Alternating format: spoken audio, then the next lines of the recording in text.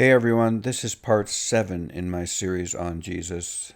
This series is designed to be read in order, and I put a link to the first part of the series down below in the description, and as soon as I get the next video up, I will put a link to that at the end of this video. So if you just go to the end of this video, click, you're going to get taken to the next part.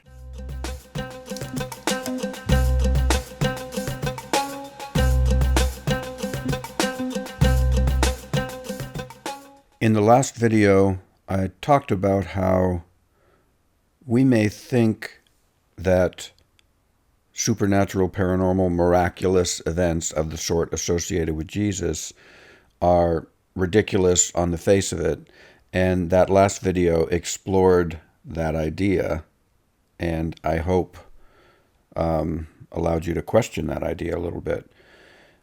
This section is called Soil, and it's a little bit about my own grappling with a bigger reality and how that came about in my life.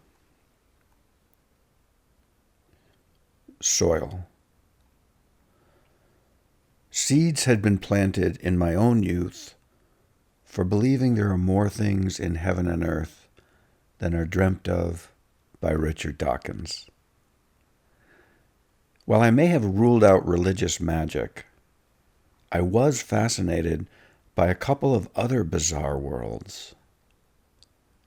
I had heard about quantum physics, for one. Here was something even stranger than walking on water.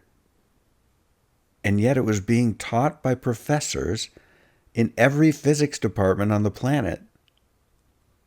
In fact, it was Western science's most successful and powerful theory about the nature of the physical world, borne out not only by mountains of evidence, but by all our digital technology. Quantum physics tells us that all matter actually consists of waves that are spread across the universe. Those unfamiliar with the subject may want to take a year or so to absorb that last sentence. I can assure you it is the consensus of modern physicists, despite the fact that, for unknown reasons, humans cannot perceive these waves, or fields, directly. We tend to see regular old chairs, trees, cars, and husbands. But hidden behind the apparently separate objects of our familiar world, there is, in the words of Cambridge physics professor David Tong, a, quote, harmonious dance between all these fields, interlocking each other, swaying, moving this way and that way, end quote. According to the latest science, then, we not only walk on waves, we are waves. Everyone is familiar with the other strange world that fascinated me growing up, or at least with their own version of it. Dreams, so exuberant, weird, and resonant, could saturate my being in a way that made words feel like dead flies on a windowsill.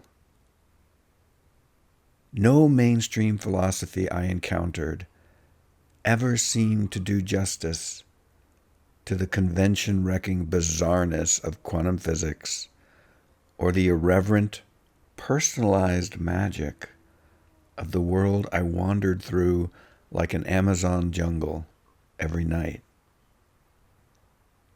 Starting in college, I felt sympathetic vibrations for my wonder in the exuberant images of poetry, mythology, and the depth psychology tradition begun by Carl Jung. Then, while wandering through a Berkeley neighborhood one Saturday afternoon in my 30s, I hit the mother lode. I happened by a yard sale, and there I picked up a book. It was called Seth Speaks. Seth is not a person as we think of people. He is, for lack of a better word, an entity that spoke through a writer named Jane Roberts during the 60s and 70s from a little apartment in Elmira, New York. Roberts channeled Seth, while her husband, a painter, took notes. Both were intrigued yet skeptical at first, wondering if Seth were nothing more than some unconscious part of Jane Roberts. I was drawn to the unassuming presentation and lack of sensationalism in the book. Beyond getting the material out to the world, Roberts and her husband weren't looking to toot their horns or cash in.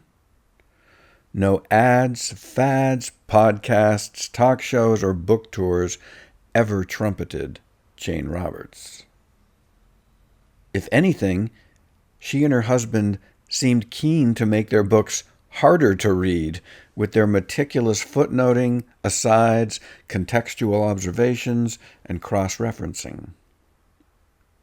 But more than the modesty of his channel, it was the material Seth delivered that stopped me in my tracks.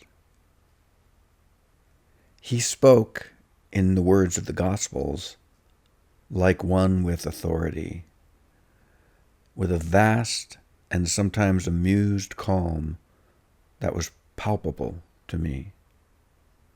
I've always resonated with the Spanish writer Miguel de Unamuno's contention that philosophy is a work of integration and synthesis, or else it is merely pseudo-philosophical erudition. Seth offered Unamuno's kind of philosophy. He included everything: art, religion, science, psychology, emotion, health, personal fulfillment, our everyday experience, and the supernatural. And in the process, ignored almost all our conventional boundaries. The realms of reality he tried to describe in a tone often reminiscent of a science textbook, the complexity, the immensity, the strangeness, astonished me. But I also somehow recognized it. I knew that I should be astonished when I found truth. And I knew that I shouldn't understand it all. Seth both answered and left room for more of my wonder. He confirmed what I'd been sensing since childhood: that reality, life, existence, the universe, is dazzling, so far beyond human comprehension that our entire vocabulary is like a grain of sand on its beach. In the next section, I take up this metaphor of Jesus as rain in the ancient world, and I talk about how all these early interpretations and inspirations that arose out of the man Jesus and his message were like wildflowers blooming. So there was a great diversity at first.